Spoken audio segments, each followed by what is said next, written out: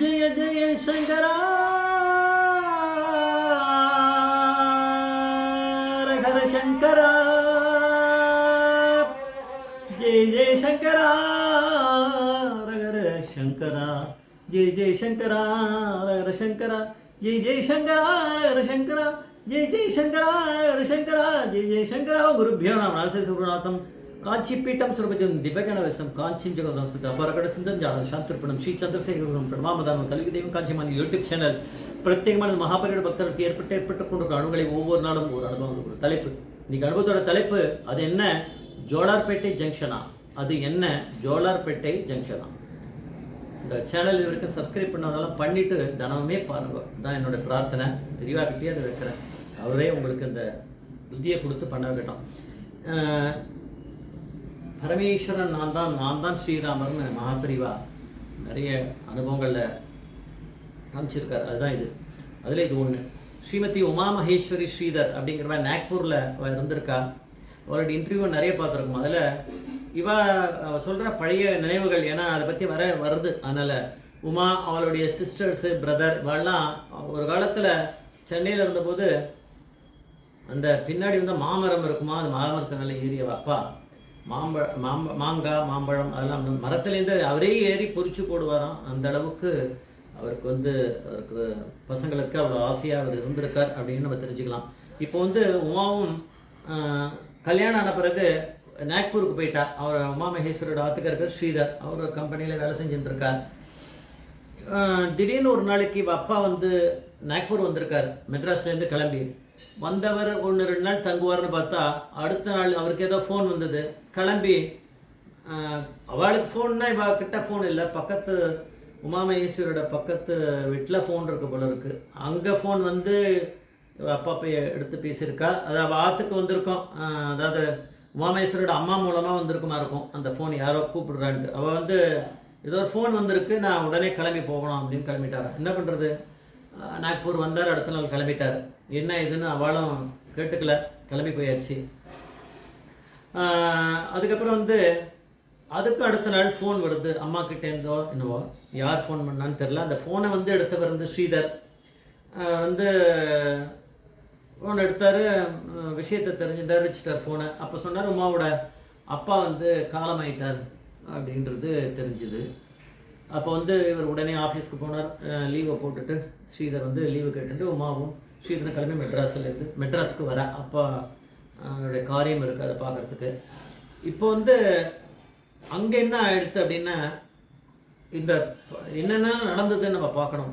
உமா வீட்டுக்கு போனவர், நாக்பூருக்கு போனவர், அவருடைய தந்தையார் கிளம்பி வந்தவர் நேராக மெட்ராஸ் வந்தார். மெட்ராஸ் வந்துட்டு சொன்னார், கோயம்புத்தூர்லேருந்து எனக்கு ஒரு கால் வந்திருக்கு, நான் கோயம்புத்தூர் வரைக்கும் போயிட்டு வரணும் அப்படின்னாரு. அவன் அம்மா சொன்னால், நீங்கள் பார்த்தா டயர்டாக தெரியுறேன், நீங்கள் இப்போ போய் ஆகணுமா, ஒரு 1-2 நாள் ரெஸ்ட் எடுத்துன்னு போகலாமே. இல்லை, ஏன்னா இந்த முடிவு மகாபிரிவா அப்படிங்கிற பரமேஸ்வரன் தானே எழுதுறாரு. அதனால தான் இந்த புத்தி அப்படி தோன்றுறது. இல்லை, நான் போய் தீரணும், ஏன்னா என்னுடைய ஃப்ரெண்டு ஒருத்தருக்கு ரொம்ப முக்கியமான ஒரு உதவி பண்ண வேண்டியிருக்கு, நான் கிளம்பணும், கோயம்புத்தூர் வரைக்கும் போயிட்டு நாளைக்கே வந்துடுறேன் அப்படின்னு கிளம்பி போனார். போனால் நாளைக்கு வரமா என்ன, அது முடிவு பண்ணுறது பரமேஸ்வரன் தானே. கிளம்பி போயிட்டார். அவர் அம்மாவோட அப்பா கிளம்பி போயிருக்கார். அங்கே கோயம்புத்தூர் போயிட்டு அந்த என்ன வேலையோ அதை முடிச்சுட்டு வரும்போது சொல்கிறார், இந்த ட்ரெயினில் ட்ராவல் பண்ணி கோயம்புத்தூர்லேருந்து மெட்ராஸ்க்கு வந்துட்டே இருக்கார். வரும்போது ஜஸ்டிஸ் ரத்னம் அப்படிங்கிறவர் கூட வந்துட்டுருக்கார். ஏதோ லீகல் விஷயமாக தான் போயிட்டு வந்திருக்காளன்னு தெரியல. அப்போது ஒரு ஸ்டேஷன் வந்திருக்கு. அந்த இடத்துல அவருக்கு டக்குன்னு ஹார்ட் அட்டாக் வந்துட்டுருக்கு உமாவோட அப்பாவுக்கு. ஆனால் ராம்னு யாரோ காதில் சொல்கிற மாதிரியும் ராம் என்ன ராம்னு சொல்லிகிட்டே போகிறாராம். யாரோ காதில் சொன்னால் தானே அதை கேட்டுன்ட்டு அவர் சொல்ல முடியும். அந்த மாதிரி தெரியறதை பார்த்தா அப்படிங்கிறத அந்த ரத்னம்ங்கிறவர் ஃபீல் பண்ணியிருக்கார். அதுக்கப்புறம் அந்த என்ன ஸ்டேஷன் பார்த்தா ஜோலார்பேட்டை ஜங்ஷன். டக்குன்னு அவரை எழுத்திட்டு மற்ற பேர்லாம் உதவி பண்ணியிருப்பா. இறங்கிட்டார். அவரை உடலை எடுத்துகிட்டு கீழே இறங்கிட்டார். ஏன்னா தெரிஞ்சு போயிடுத்து உயிர் போயிடுத்துன்னு. அப்புறம் அங்கேருந்து ஏதோ வண்டி வச்சுட்டு மெட்ராஸ் உமா அம்மாவோட கிரகத்தில் அதெல்லாம் ஒப்படைச்சிட்டு அப்புறம் இதை பற்றியான விஷயங்களை அவர் ஃபோன் பண்ணும்போது ஸ்ரீதருக்கு உமாவோட ஆத்துக்காருக்கு இந்த ஜஸ்டிஸ் ரத்னம் ஃபோன் பண்ணும்போதே சொல்லிட்டாராம், இந்த மாதிரி ஜோலார்பேட்டை ஜங்ஷனில் தான் இந்த மாதிரி நடந்தது. அவர் ராம்னு சொல்லிகிட்டே போனார். யாரோ சொல்லி கொடுக்குற மாதிரி இருந்தது. அவர் அந்த மாதிரி அதான் உயிர் போச்சு, அவருடைய உயிர் போ இதெல்லாம் கேட்டுன்றவர் உமா கிட்ட அவர் சொல்லலை, சொல்ல மறந்துட்டு இருக்காரு. அதனால் அவளும் கேட்டுக்கல, சொல்லிக்கல, ஆயிடுது. மேசிவ் ஹார்ட் அட்டாக் அப்படிங்கிறா. அதுக்கப்புறம் வந்து இவ வந்து அப்புறம் கிளம்பி ஊருக்கு வந்தால் காரியம் முடிஞ்சுது. அப்புறம் திருப்பி நாக்பூர் போனால் அதெல்லாம் எடுத்து மகாபெரிவாளை தரிசனம் பண்ணல, நான் பண்ணக்கூடாது. 1 வருஷம் ஆயிடுத்து. ஆன உடனே உமாவும் உமாவோட ஆத்துக்காரும் கிளம்பி காஞ்சிபுரம் போயிருக்கா. ஏன்னா அந்த இதுக்காக சுபத்துக்காக போகணுமே. அப்போ போகும்போது 1 வருஷம் ஸ்ராத்தம் முடிச்சு அன்னைக்கு போயிருக்கா. அப்போ வந்து உமா சொல்லியிருக்கா ஆத்துக்கார்கிட்ட, ஸ்ரீதர்கிட்ட, நீங்கள் கேளுங்க மகாபெரிவாளை. ஏன்னா அப்போது விஷயத்தை கொஞ்சம் சொல்லிட்டார் போல இருக்கு. அதனால் பெரியவா தான் அந்த ராம்னு சொல்ல வச்சுருக்கார், காதில் சொல்லியிருக்கார். எங்கள் அப்பா சொல்லிகிட்டே உயிர் புரிஞ்சிருக்கு, அது தெரிஞ்சிருக்கும். அவர் தான் சொல்லியிருக்கார், எனக்கு கண்டிப்பாக தெரியும், நீங்கள் கொஞ்சம் கேளுங்களேன் அப்படின்னா. அவர் சொன்னாராம், ஐயோ எனக்கு அது பயம், எனக்கு கேட்குறதுக்கு எனக்கு அதெல்லாம் பிடிக்கல, எனக்கு லஜ்ஜையாக இருக்குது, நீயே கேட்டுக்கோ அப்படி. அதை உமாவே கேட்டிருக்கா.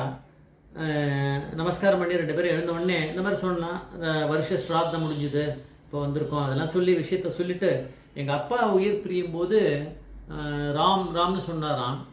யாரோ காதில் சொல்கிற மாதிரியும் அவர் அதை கேட்டுட்டு காதில் வாங்கிட்டு சொன்ன மாதிரியும் தெரிஞ்சுதுன்னு கூட வந்தவர் சொல்லியிருக்கார், ஜஸ்டிஸ் ரத்னம்ங்கிறவர்.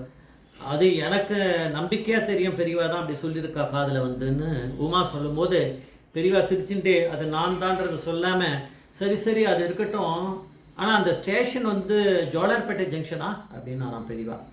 அப்போ பெரியவாவுக்கு வந்து ராம்னு சொன்னது நான் தான், காதில் வந்து சொன்னது உங்கள் அப்பா வந்து அது சொன்னது, திருப்பி சொன்னது, சொல்ல வச்சது எல்லாமே நான் தான், அந்த ஸ்ரீராமர் நான் தான். அதுக்கு மேலே நீங்கள் ஒன்று தெரிஞ்சுங்கோ, எனக்கு எல்லாமே தெரியும், நான் தான் அந்த பரமேஸ்வரன், நான் தான் அந்த பரம்பொருள் அப்படின்ட்டு ஜோலார்பேட்டை ஜங்ஷனானு சொல்லியிருக்கார். அப்படின்னா பெரியவா அப்படிங்கிறவருக்கு தெரியாமல் எதுவுமே நடக்கிறதில்ல, ஒரு அணுவின்றி அவனின்றி ஒரு அணுவும் அசையாதுன்றது பெரியவா ப்ரூவ் பண்ணி காமிச்சிருக்கார். ஜெய் ஜெய்சங்கர் ஹரசங்கர் மகாபெரிய பாதவீச்சரணம்.